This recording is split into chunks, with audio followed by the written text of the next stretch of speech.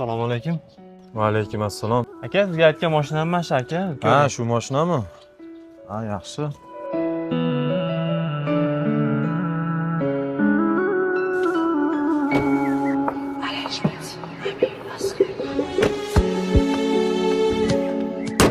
Uka, mashinani ko'rdim. Puli qancha deyapsiz endi?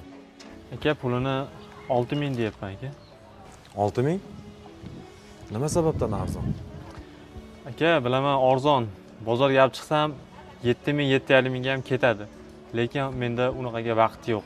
Onam kasal. Bugun operatsiyaga pul olib berishim kerak. Shuning uchun 6000 ga bo'lsa ham sotib yuboryapman.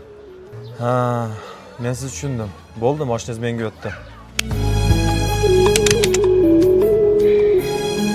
Nima, Islom mashinasimi?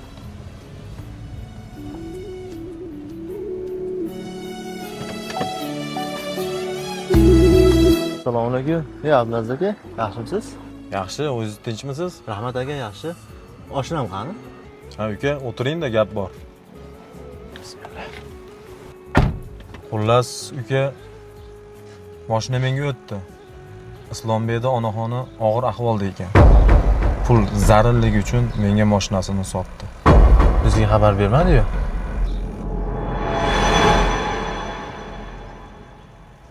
Mashina sizga qanchaga o'tdi aka? Mashina to'g'risi 6000 ga oldi. Ha. Aka, bunday qilaylik bo'lmasa. Mashinani menga bering. Sizga foydangizni beraman. Menga farqi yo'q. Foydamni bersiz bo'ldi. Qancha berasiz? 6,5 ming beraman aka. Rozimisiz? Siz rozimisiz? Barakamda aka.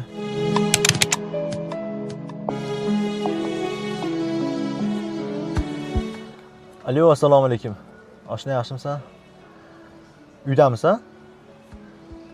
Ha, ko'chaga chiqqin, ish bor edi. Eshikni taydaman. Xo'p. Ja? Yusuf? Meni mashina? Assalomu alaykum. Va alaykum assalom. Do'stim, yaxshimisan?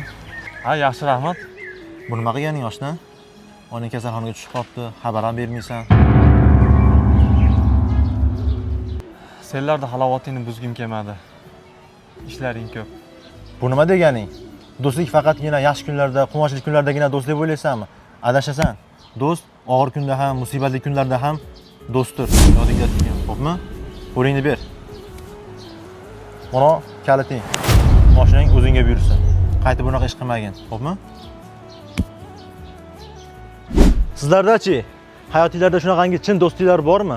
Bo'lsa, belgilab ketinglar.